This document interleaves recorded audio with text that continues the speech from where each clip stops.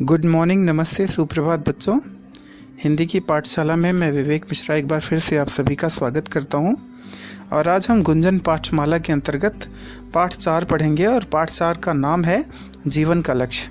निश्चित रूप से आप सभी के लिए बड़ा ही महत्वपूर्ण विषय लेकर के आज मैं उपस्थित हूं।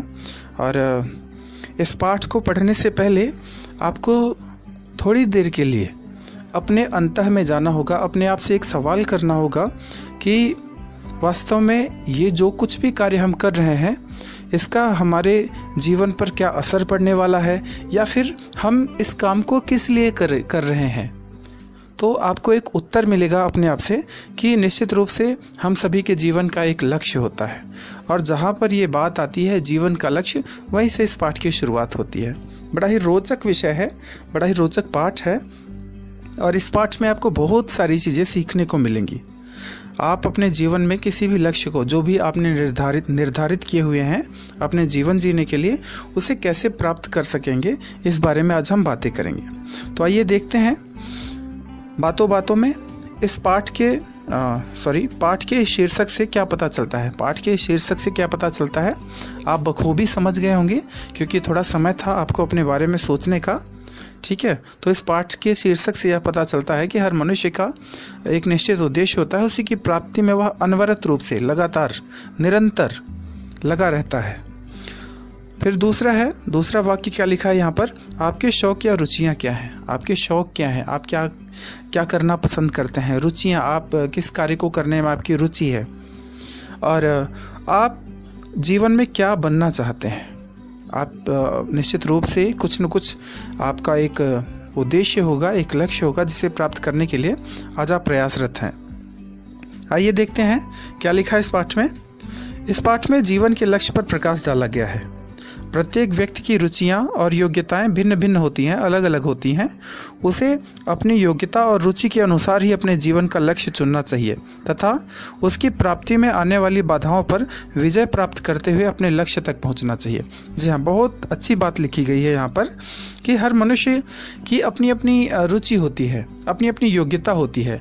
कोई अच्छा कलाकार होता है, कोई अच्छा गायक होता है, कोई अच्छा पढ़ने वाला होता है। तो हर तरह से किसी न किसी रूप में आप सभी के अंदर एक योग्यता छुपी हुई है। आज आवश्यकता इस बात की है आप उसे उजागर करें, अपने आप को पहचानें कि आप क्या सबसे बेहतर कर सकते हैं। तो इसी सोच पर आधारित ये पाठ है। आइए देखते हैं क्या लिखा है इस पाठ में। सफलता, यह शब्द सुनते ही तन मन में प्रसन्नता का संचार हो जाता है। बड़ा अच्छा शब्द है सफलता, है ना। संचार हो जाना मतलब एक बहाव, प्रसन्नता, दौड़, मतलब एक खुशी का संचार हो जाना, एक खुशी का जो है वातावरण आपके चेहरे पर दौड़ जाना, तो वही है संचार हो जाना। तो यह शब्द सुनते ही तन मन में प्रसन्नता का संचार हो जाता है। वह चाहे बच्चा हो या बूढ़ा, सबके चेहरे एक समान खिल उठते हैं। खिल उठते हैं का मतलब होता है प्रसन्न हो जाना। हाँ, प्रसन्न हो जाते हैं।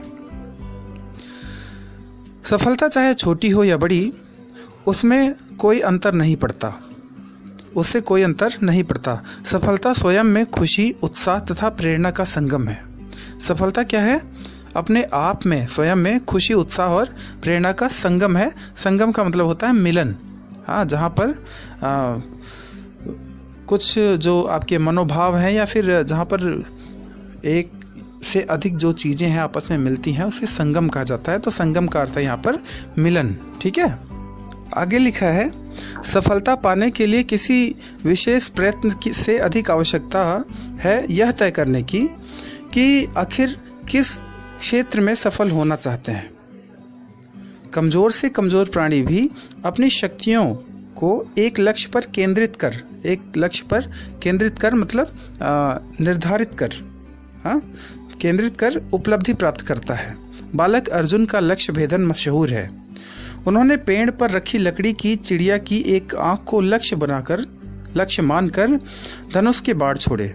यहाँ पर अर्जुन का उदाहरण दिया गया है कि एक छोटी सी कहानी है कि एक बार आचार्य द्रोण ने सभी बच्चों को बुला करके पूछा, सामने है एक लकड़ी की चिड़िया टांग दी और पूछा कि बच्चों इसमें से आपको क्या दिख रहा है। तो सबने अपने अलग अलग बात बताई, किसी को पूंछ दिख रही थी, किसी को चिड़िया दिख रही थी, किसी को पेड़ दिख रहा था, तो अलग। लेकिन जब अर्जुन से पूछा गया तो उन्होंने कहा, गुरुदेव मुझे तो चिड़िया की आँख दिख रही है।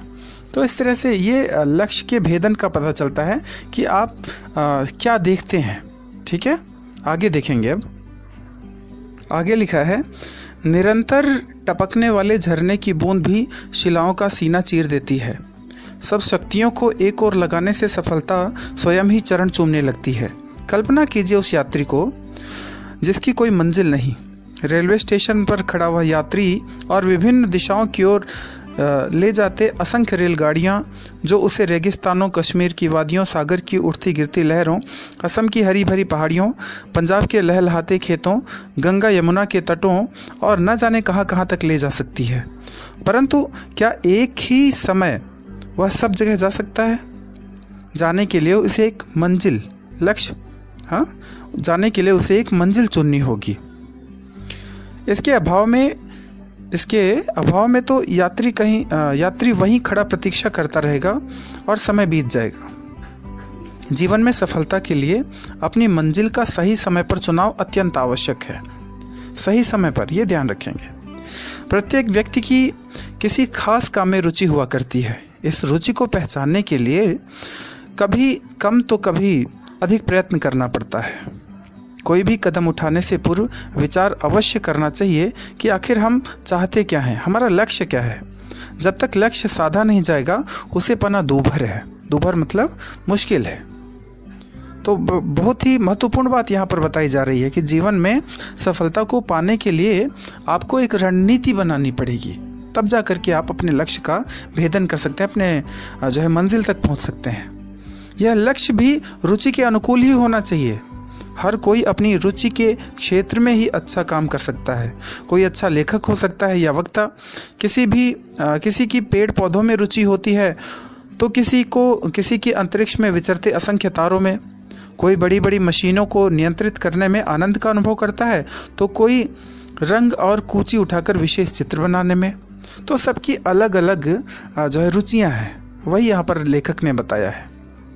आगे क्या लिखा कि जीवन में अपने भीतर के व्यक्ति को पहचानना आवश्यक है। आपके अंदर एक अच्छा क्या है, एक अच्छा सैनिक हो सकता है, एक अच्छा कलाकार हो सकता है।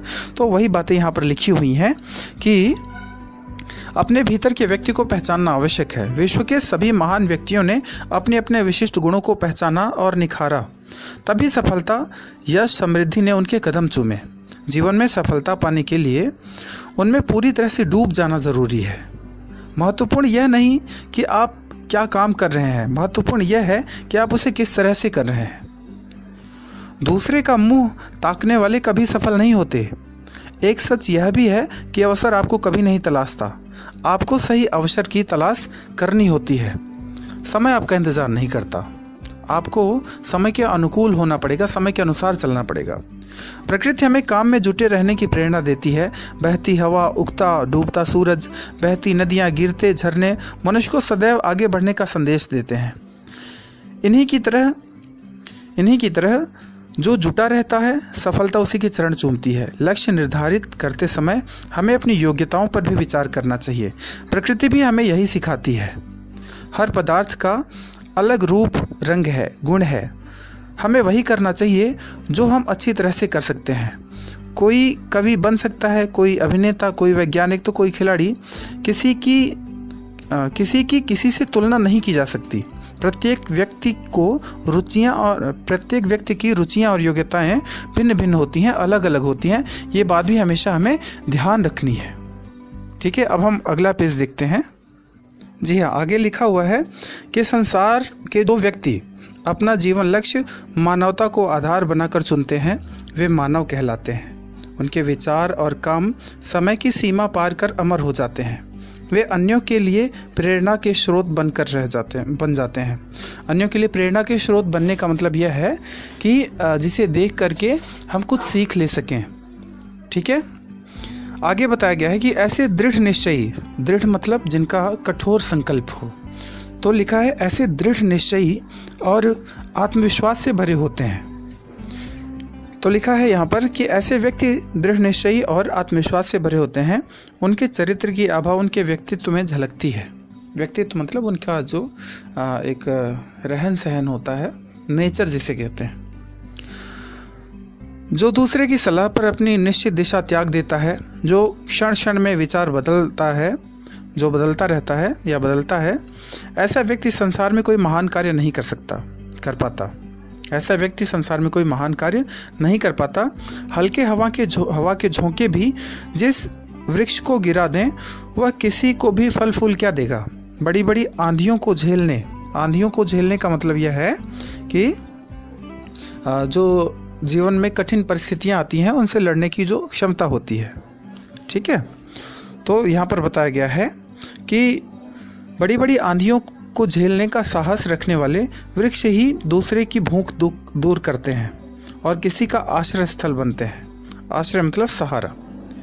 जो व्यक्ति दूरदर्शी है, अपनी सूझबूझ से आने वाली परिस्थितियों पर सोच विचार कर कदम उठाता है, उसे बड़ी से बड़ी बाधा भी नहीं हिला पाती है। वह हिम्मत नहीं हारता और हर दिशा में सफलता पाता है। लक्ष्य सिद्धि का मुख्य आधार परिश्रम है।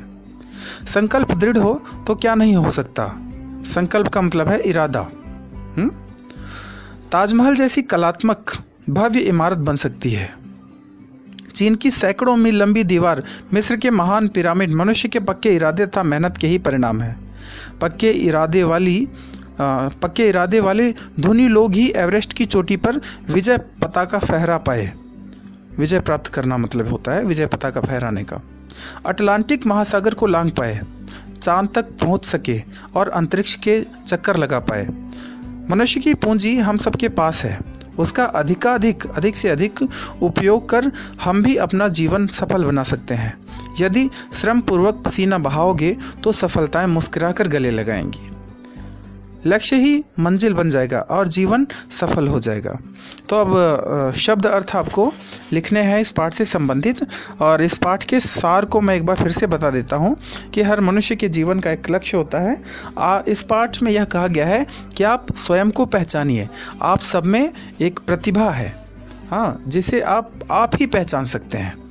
आपके अंदर जो एक प्रतिभा है उसको एक रूप दीजिए। लोगों के कहने में मत आइए कि आपको ये करना है वो करना है। आपके अंदर जो आप सबसे अच्छा कर सकते हैं, यही आपके लिए सबसे अधिक महत्वपूर्ण है। तो बहुत ही अच्छा है ये पाठ।